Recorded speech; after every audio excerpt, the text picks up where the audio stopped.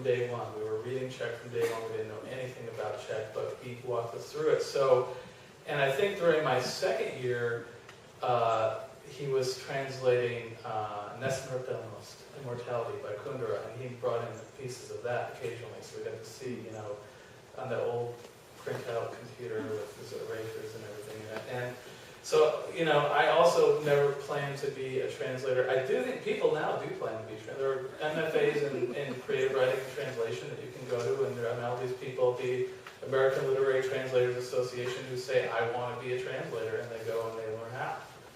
But Czech has a lot of people who translate who didn't go that route, and I think it's kind of interesting because the other thing that's probably not unique to the Czech Republic, but there are very, you know, writers there, they just start writing, they don't do an MFA in creative writing, so that maybe there's some connection. I think that's interesting.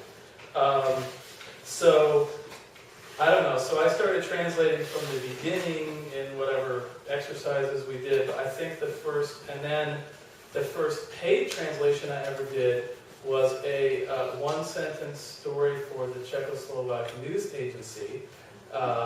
I was a translator. I moved to Prague in the fall of 1990, and I got this job with Czech-to-English, and I was translating the Czech and Slovak wire service.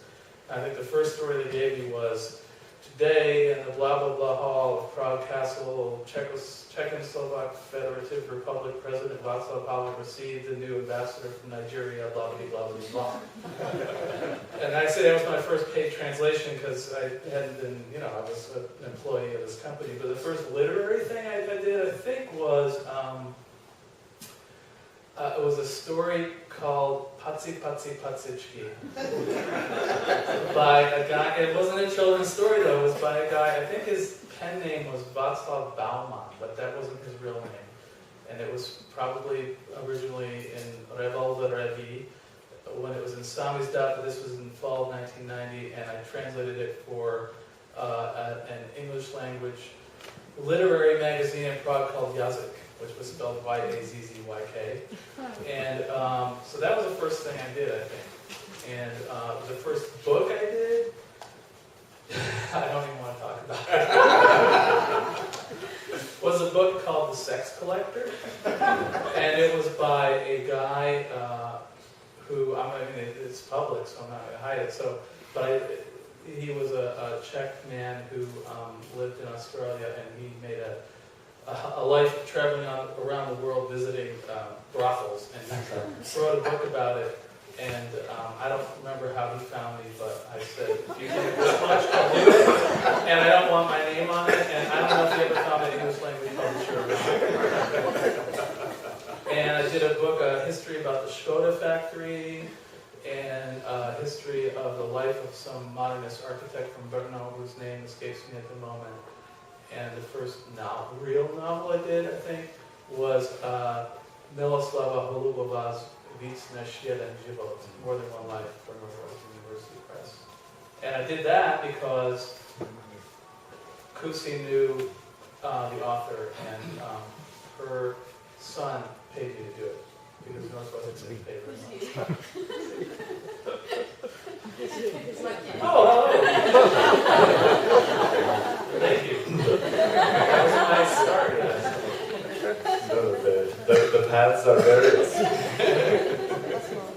For the second round, I would like to address sort of individual questions to each of our participants, sort of specific to their experience. Paul, you have translated Škvorecký, Hrabal, Havel, Klima. We're talking the really big guns of the best-known generation of Czech writers.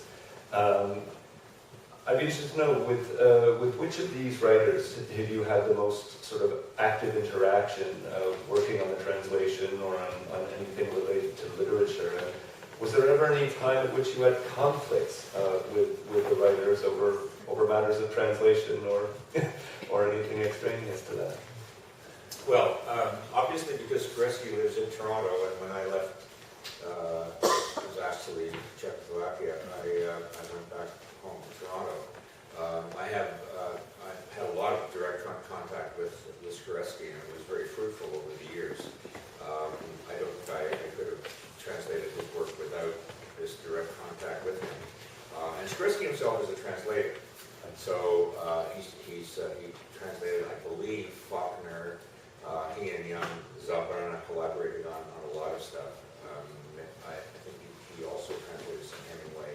So he was aware, as a writer, he was certainly aware of translators' problems, which really made it a joy to work with him, because if there was something, for example, a sentence that just didn't want to go into English at all, he was quite willing to revise it or suggest another way of saying it. And there were also a lot of problems that crop up, and this is a standard thing that happens in translation, where there is something that makes sense to a Czech readership, but doesn't make sense to an English readership without some kind of explanation. You don't want footnotes in novels, so the Czechs have this technique, which Joseph told me about and taught me, I guess, which was the hidden footnote, which is you simply translate a little more detail than was in the original text in order to make it comprehensible, so that the English reader gets a seamless impression of what the Czech reader would have got without the explanation, if you see what I mean. So that's sort of like, and then they went to the northern Bohemian city of Lebanon. So. Well, something like that, yeah. Or, but I mean, there's lots of things in Czech. I mean, if you use the word únor in a Czech sentence, it's loaded with all kinds of historical meaning. And the word February in English means February. It means cold, it means Valentine's Day, it means a bunch of stuff, but it certainly doesn't mean what it means to the Czechs. And a lot of the times, a lot of times in Streletsky's work or other work of other Czech writers, this word is referenced and never explained, because it's assumed that the reader understands what it means or what it implies or what the freight, the baggage that word has. I had a full kind of almost like a lifetime of the last 30 years I've been working with Joseph, and it's been a real joy to work with him. And Havel, on the other hand, never seemed to want. Well, okay, there was a different situation. Havel was in Prague, I was in Toronto, and when I began translating, the first thing I did by him was Powers, which is a long essay. And I really struggled over that. That was where I kind of dealt with, how to deal with his very particular vocabulary. Then the next job that I got was to do the letters to Olga.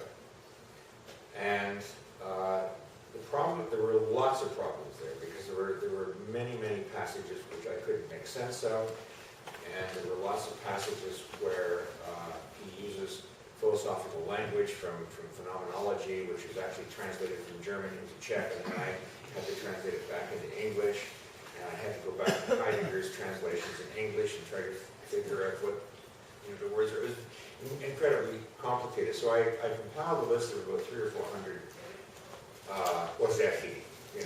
they're nuts, tough questions.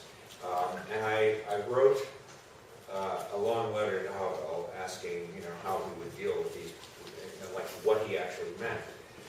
The problem was that there was no direct postage system that we could use. So my letter had to go to Gordon Skilling, who then passed it on to his contacts, who then took it to Jan Kavan or somebody, who then smuggled the letter into Czechoslovakia. It got probably through using a sheet over to Havel, and then he would then write a reply to me, and it came back. So the exchange of a single letter took probably 3 months, maybe 4 months. And when I finally got the letter back from Havel, the letter said, "I'm sorry, Paul, I can't help you. I don't even know myself anymore what I meant." Many of the passages in these letters to Olga were written specifically to kind of bamboozle the Czech prison censors so that I could get stuff out, and it's really much too complicated. I'm sorry, you're on your own. So I had to deal with these problems. I actually had to go to Europe and meet with a close associate of Havel, Nemec, and then I sat down with him for 3 or 4 days, and we went through these. We kind of tried to solve these problems.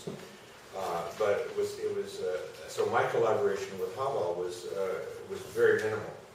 And I think that, and that has been the case ever since, because he's always been too busy. I mean, you can't ask the president of the country to sit down with you for half a day and go over problems, in the speeches that he's written or whatever. So, in the case of Ivan Klima, just very briefly, his writing is so smooth and so, I won't say simple, but he's the most natural writer of those three writers.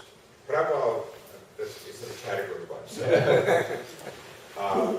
But it was the cream. It was very. I won't say it was easy, but it was a real pleasure just to be able to translate something so regularly and so clear. Prabal was a problem unto itself, but I got the most help not from Prabal, with whom I was not in touch, but with Czech workers who had emigrated to Canada and who were absolute, fanatical fans of Prabal, who loved his writing. So these were butchers, these were bricklayers, people like that, who actually kind of really enjoyed Prabal's language and who gave me a sense of what it meant in English. And so that was another totally different kind of collaboration, but one that I think worked. Great. So as we said, the paths are many. Rob, you are unique on our panel this evening as the only person here who has ever run a publishing house. And as I alluded to in my introductory comments, one which has done a great service to Czech literature.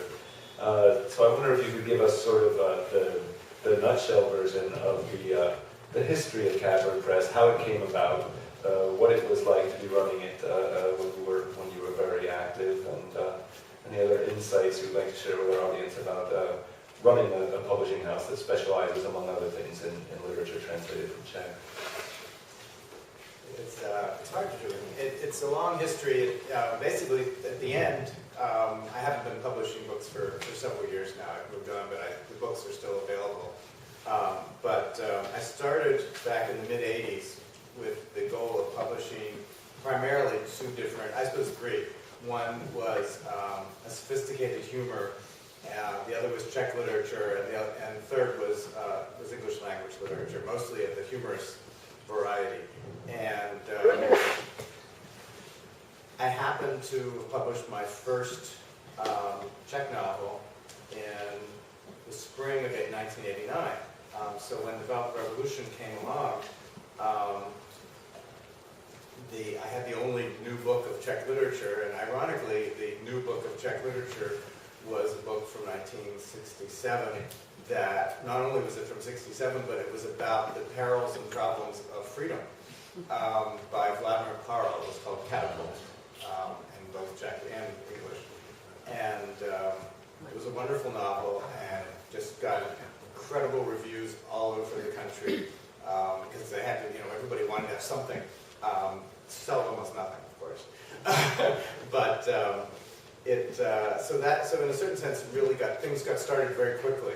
And then in 1990, which was Karl Čapek's centennial of his birth, I published 3 volumes of his works, War with the Newts, and the 3 novels, his trilogy, his philosophical trilogy, and then something called For the Radical Center, which was a collection of plays and stories and essays and feuilletons by Čapek, which was edited by Peter Kissy. And that was really, really like the major small press event of the year. It was really just got incredible. In a year where the academic world completely ignored Karl Čapek and